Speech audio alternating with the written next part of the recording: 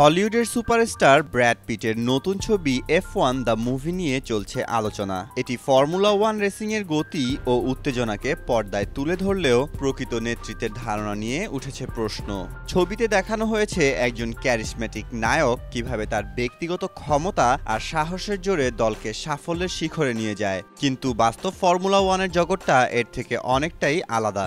এখানে সাফল্য আসে একা কোনো নায়কের বীরত্বে নয়, বরং তথ্য, টিমওয়ার্ক, ইঞ্জিনিয়ারিং ও সুদূরপ্রসারী কৌশলের সমন্বয়ে।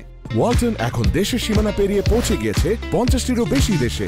ওয়ালটন, ঘরে ঘরে, বিশ্বজুড়ে। বিশেষজ্ঞরা বলছেন, রেড বুলের ক্রিশ্চিয়ান হর্নার কিংবা মার্সিডিজের টোটো ভোলফের মতো নেতারা কোনো একদিনের অনুপ্রেরণায় দল পরিচালনা করেন না। তাদের নেতৃত্ব গড়ে ওঠে হাজার হাজার প্রকৌশলী ও কর্মচারীর অক্লান্ত পরিশ্রম, কোটি কোটি ডলারের বাজেট ব্যবস্থাপনা এবং বৈশ্বিক লজিস্টিক্সের গভীর জ্ঞানের উপর ভিত্তি করে। প্রতিটি সিদ্ধান্ত নেওয়া হয় তথ্য বিশ্লেষণ করে, যেখানে সূক্ষ্মতম তথ্যেরও গুরুত্ব অপরিসীম। চলচ্চিত্রে দেখানো হয় একজন নায়ক তার স্বতঃস্ফূর্ত সিদ্ধান্তে সবকিছু পাল্টে দেন, কিন্তু বাস্তবে প্রতিটি রেসের জয় নির্ভর করে বছরের পর বছর ধরে চালানো গবেষণা, উইন্ড টানেল এবং অবিরাম বিশ্লেষণের উপর।